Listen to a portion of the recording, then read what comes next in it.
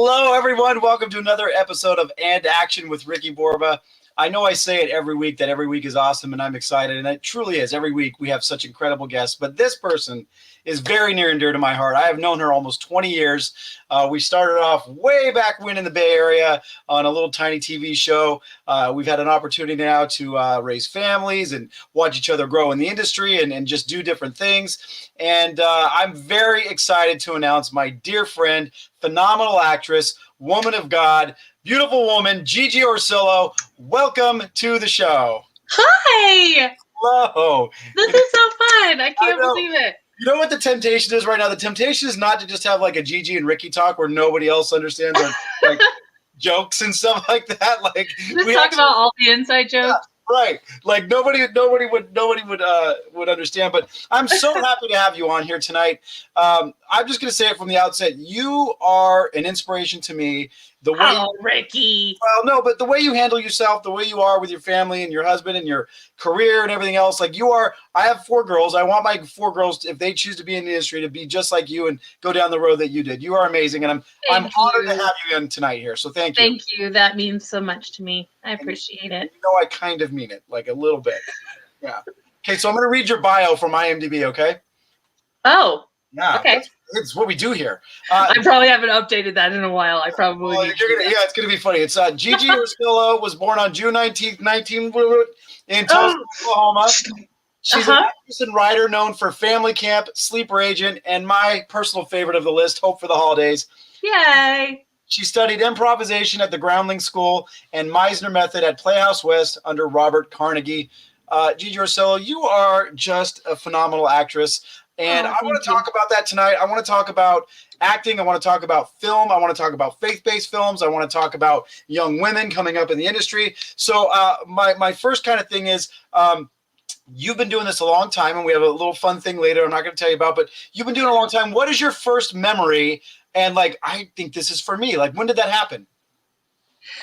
Well, I have been doing it for a really long time. My family is in production, and so I just kind of grew up on set, and I've been doing it since I was really little. But I think that the first time I really decided, like, this is really cool and I really want to do this, which sadly, Carmen, the famous Christian songwriter, singer, who passed away this week, I was in one of his music videos called Great God, and we got to go to Wales. Wow. And shoot that in a castle. It was amazing. And it was for my first kind of like real experience of being on a big time set. You know, like I was 11. Okay. 11. Okay. Yeah. And so, yeah, I think that was the first time that I was like, wow, this is really cool. And I feel like I want to do this. So yeah, I think that was probably it. Was that because your dad's a drummer and was kind of like, you know, drumming, and you went to shows and gigs and kind of that whole world, or was it something different about it that you liked? Well, my dad was a drummer. That's funny. He was what? I do my homework. Yeah. He started out as a musician. He was a drummer. He was in rock and roll bands, and then he opened a recording studio as a musician, and then that became a production company. And so yeah, and then my mom is a film and TV makeup artist, and so it was just kind of the family business. Even my brother, you know, ended up being a gaffer, and he produces and stuff too. And so yeah, I think just being on set, feeling at home in that atmosphere, and enjoying being on set, it just kind of like snowballed, right? It was kind of like just the family business, and then it's like, oh, I really love the family business. It's not like, oh, you know, my dad's a mechanic and now I have to be a mechanic. It's like I actually want to be the mechanic. Like I actually love the cars. So I actually really love this life, and it's a fun one. It's a fun to pretend and to be a character, and there's nothing like it for me and you. I know you feel the same way. Storytelling is really sweet. But Gigi, I found something that predates you being 11 years old. And so you did? I did. So we're going to play it right now, and then we're going to talk about it. What did you find, Ricky? That's it. Here we go. Okay. All the things you love to see, a laughing child on Santa's knee, at Woodland Hills, gifts from the heart.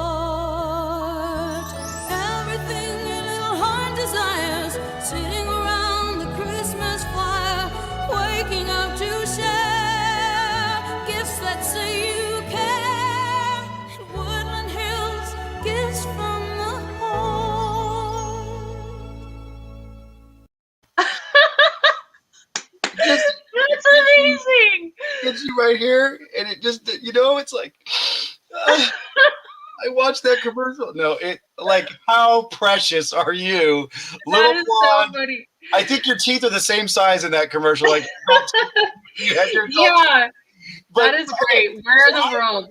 I happen to know the story behind that was either your father owned the production company or the store. But what was the deal? How did you land that little role? No, yeah, my dad was the director. So, I'm the only kid that can keep up like in the middle of the night, all night long shooting. So I get the gig. SAG rules be damned. We're 2-year-old Gigi up. So obviously you don't remember that, but I think it's become something that you have memories of now because people love to talk about it. They love to tease you about it. But I know people bring that up all the time. And I did like so many of those, right? Like that was the first one, but that was kind of the start, was all the commercials in the Midwest and doing stuff like that, which was so fun. Like, I don't know if you can call it acting, but it's just like fun and being exposed to it all and being on set. I think that the time when I really was like, this is acting, was when I was taking those, I was studying Meisner when I was in LA, and it was like, wow, this is acting. Like, this is it. So, I think up until that point, it just kind of felt like, commercials and doing lots of hosting stuff and that kind of a thing. But yeah, so the Meisner stuff really changed it for me. We have a lot of people who watch the show who are in Northern California that are trying to break into the industry. What is Meisner? Oh, well, Meisner is a method acting. It's a technique that you use, and very, very well known for like really being able to tap into your emotions. So that's what it did for me, was it allowed me to really be able to tap into my emotions very quickly and easily. So yeah. So up until this week, I've known you almost 20 years, and this is true. I did not know you were talking about Meisner tapping into your emotions. You were in the Spatula City commercial in UHF as a little girl. So Ricky, everybody loves to bring that up. It's so funny because it's like the teeny tiniest little part, and I don't understand why people like think it's so amazing. It's an iconic movie, and that's an iconic scene within an iconic movie. Like, you have that. I'm so glad you're impressed. Yeah, no, I didn't. Whoa! I did not say I was impressed. Let's not get crazy. I said I found out you were in there. So, but no, like, we're talking about you as a little girl, that you had a line, and I'm sure that was an all-day shoot. That looked like you guys went to multiple locations and did all that. But do you have any memories of doing that? I do. I remember Weird Al had these really crazy Converse shoes that had spiders all over them. Oh. And he was just as quirky as you would think he was. Yeah. Yeah, he's a great, if I would have had more time and thought about it, but I just found this out an hour ago in my research, that I took a picture with Weird Al. He came and did a concert up here, and because I'm a used car salesman, I talked my way backstage, and I got to take a picture with him. So that's so fun. Now that he and I are BFFs, I'll bring you up next time. I'll be like, hey, cool. Remember Gigi Orsillo? Cool. Okay, so you do that. You're in UHF. That's fun. And then, going through your IMDb, there's a lot of work, and there's a huge gap. And then there's a lot more work now. And I want you to talk about the huge gap because I think it's important. Yes. So, so I did a lot of things growing up, was very fortunate to do things even in high school and college, even before I got to LA, and I had a pretty stacked resume for somebody who was 21 years old. And even though with the experience that I had, it was so hard. Like, LA is just a whole nother world, trying to get an agent, trying to, break in, getting all the right headshots and taking all the right classes. And it was just like, you feel like you almost waste a couple of years just trying to like acclimate. So I was there in LA for a while and had some good success there. But really I was ready to have kids, and you were married. You should say you were married. It's not like you just were like, hey, I need kids. No, you were married. I was like, dude, could you, I'm ready to have babies. Yeah, please. Over here, me. Yeah. No, I was married. I married my college sweetheart, and we moved to California, which was where I met you in Northern California on the show Gamer Nation. Sorry about that. I was doing a lot of hosting stuff at the time, which I love hosting. It's really fun. It's great. You get to, have your own personality and just be yourself, which is fun. But for me, it wasn't fulfilling that acting bug that I wanted to just act. So anyways, we were ready to have a family, and it was kind of like, well, this was a great season, and I'm glad that we had the time in LA that we did. And God, if you bring it back to me, then wonderful. And I think I always hoped that I would be able to get back on set, but I didn't think we're moving to Colorado. We moved to Washington State first and then to Colorado, where my husband's from.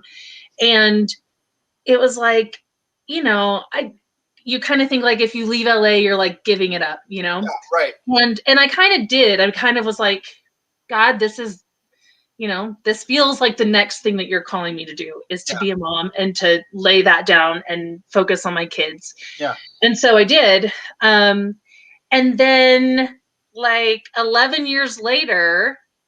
Yeah, I know. But before we get to that, we're going to do this because you almost teed it up as if we talked about it, but we didn't. We did not have a pre-talk. So every week on this show, I bring up someone's very first Instagram photo.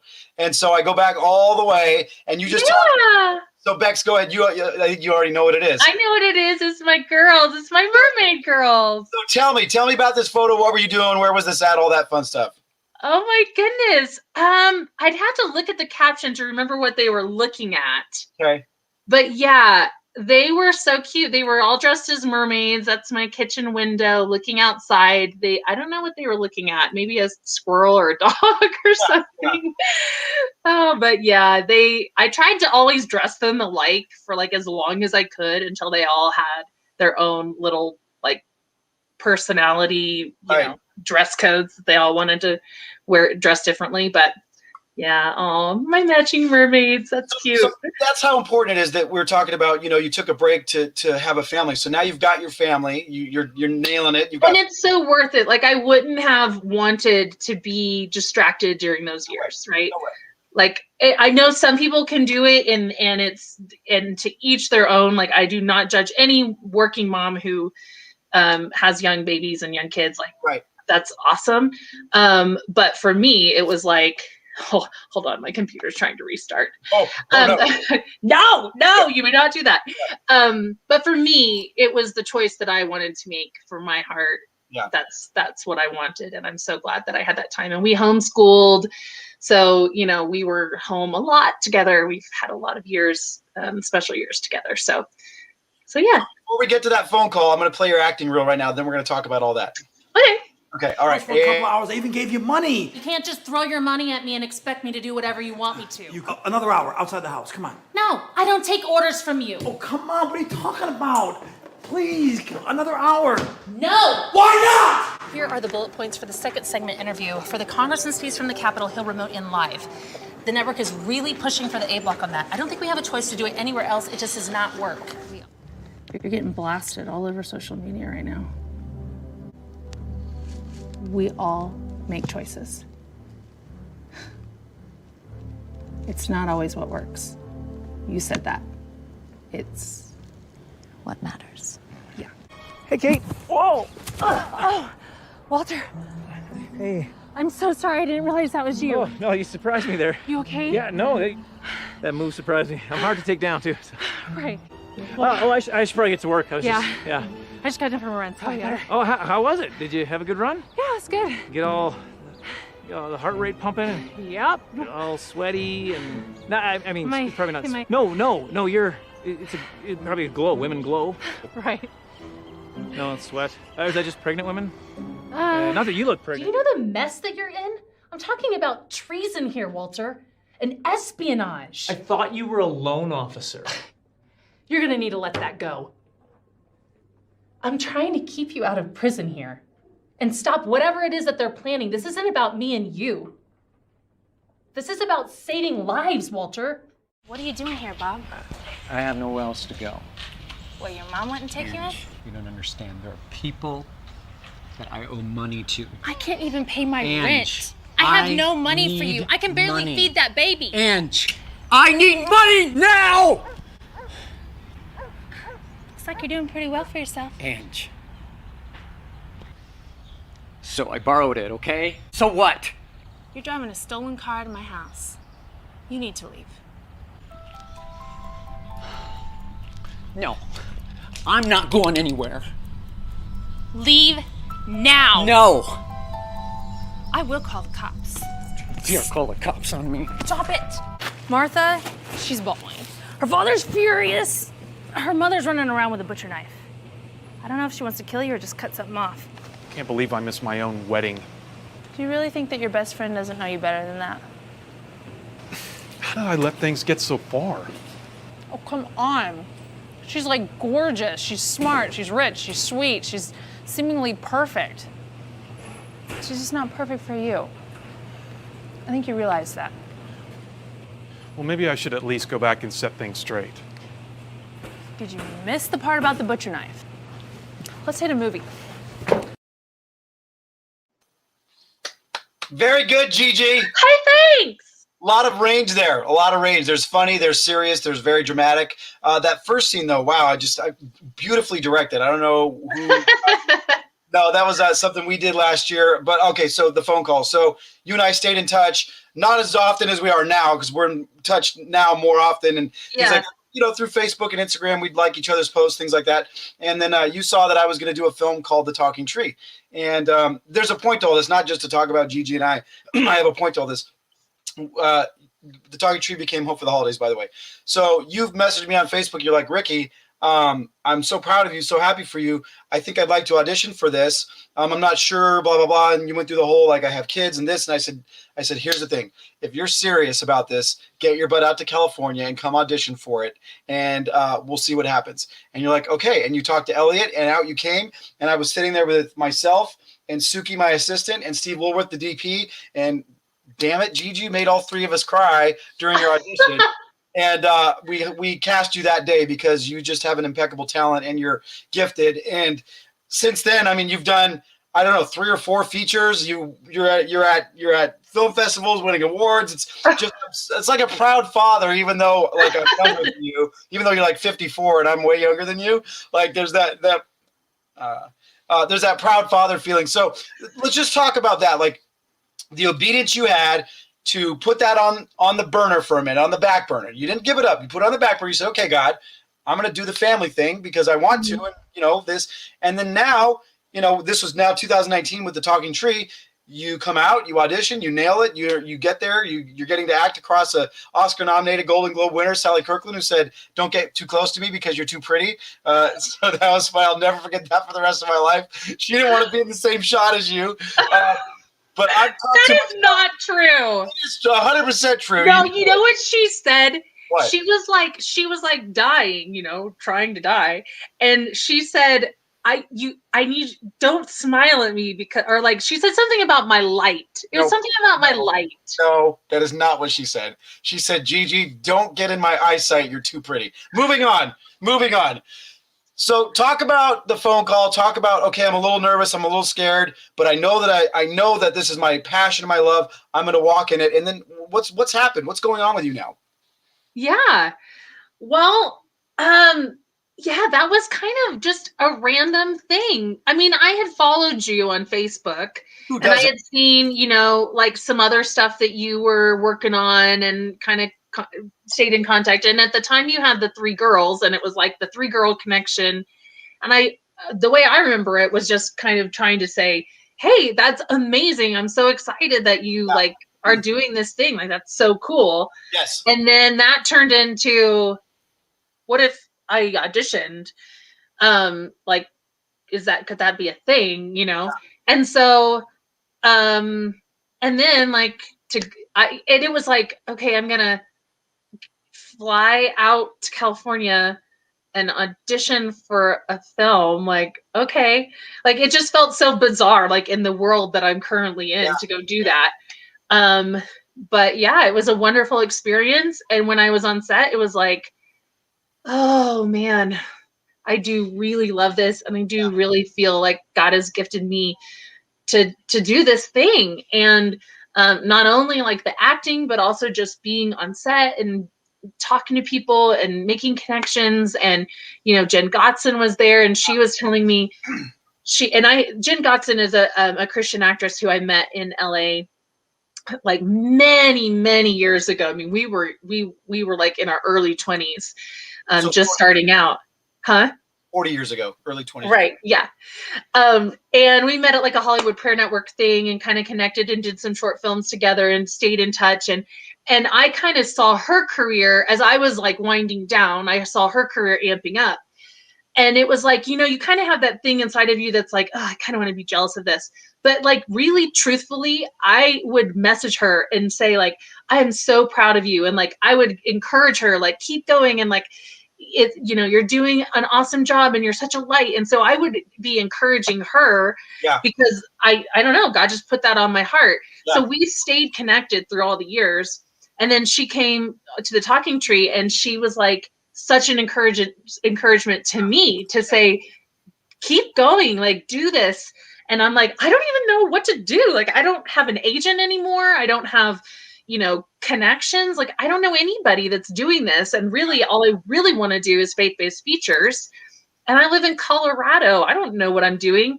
And so she encouraged me like, well, what I've done is I've just started reaching out to people who if I see a feature film that I think is really well done, I'll connect with the director or some of the actors, or, I just kind of follow the loop of people. Yeah. And, and then support their projects and promote their projects. And I was like, okay. So I kind of just started doing that and kind of networking with some of the people that I knew that were in the faith-based film world. And a friend of mine had shot out an email to all of his friends who knew that I was, trying to get back in it. And one of the people on that email was Jean Winger from Treasure Coast Talent. And she had this vision of basically just repping. I mean, she reps all across the board, but she really caught the vision early of these actors who have a heart to do faith-based projects. Yeah. And so it was like, if I just go get a local agent, they're going to send me out for, commercials and hosting gigs. And it just kind of misses the mark. It didn't make sense. So when I was connected with her, it just kind of all clicked together. Okay, here's somebody who has this vision, who supports me, who's networking with producers and directors that have the same vision. Yeah. And this other network of actors who all have the same vision. It was like, yes, God. Okay. Yeah. So he just kind of started opening the doors and everything just kind of started fitting together. And then I connected with a director out of Colorado and was cast in another feature, Nathan Blair in Sleeper Agent. And then it just kind of kept going. It's kept going. And you and I have an agreement. Would you like to tell everybody what that agreement is about your stardom when you get to a certain spot? When I get rich and famous, I have to buy you a house? That's exactly what I'd like you to say on national television. Thank you very much. So now it is signed, sealed, and delivered. But that's the truth. You have a passion inside of you. By the way, Casting Calls America, the host of this show, has an arm called Faith-Based Casting.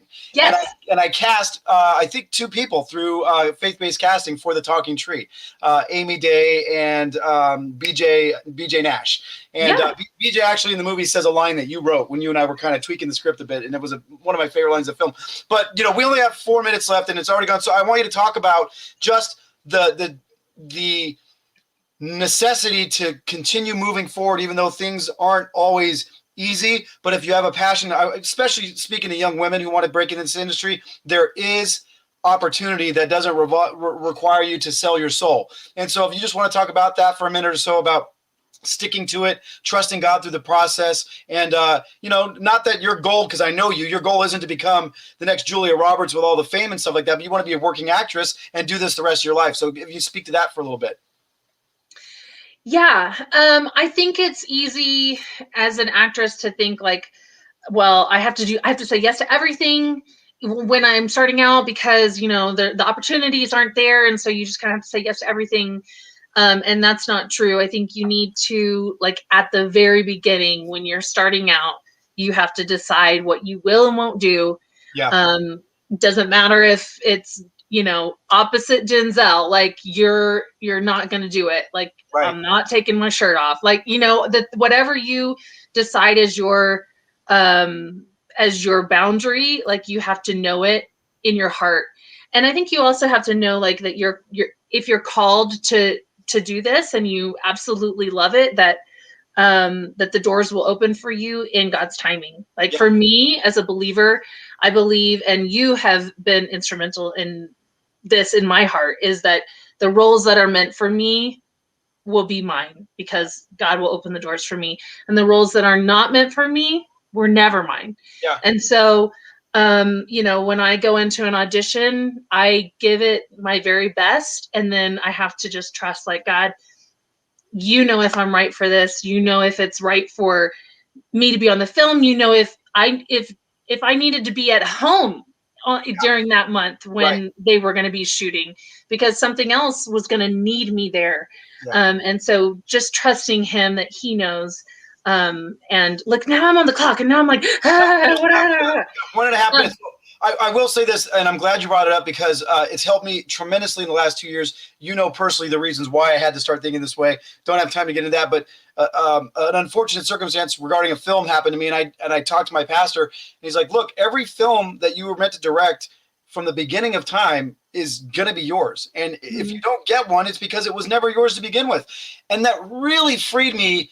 And I wish every actor and producer and director could get that mindset that it's already taken care of. If I'm meant to have it, I'm going to have it. If I'm not, I'm not. All right, Gigi, we have 1 minute left.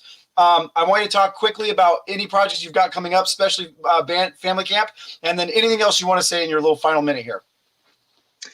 Well, officially, I'm not supposed to say the name of the project I'm working on. No, just kidding. Just it's kidding. Okay. So, yeah, I did get to work on a film this summer during quarantine COVID, which I'm really thankful for. I'm very excited about. It's a family comedy, and it should be coming out probably in the fall. And then, yeah, I have some other projects that I'm working on, and Sleeper Agent you can see that on Prime, and Hope for the Holidays, you can see it on Prime, right? Okay. And I mean, like, everything's on Prime. I know. We're so proud. So, Gigi, thank you for being here. This felt like it was 4 seconds long. I know. We have to go. Thank you so much. Thank you, audience, for coming. You guys, we love you. Gigi, I love you. We'll have you back. We'll have you back. I'll say that. Okay. Okay. Bye.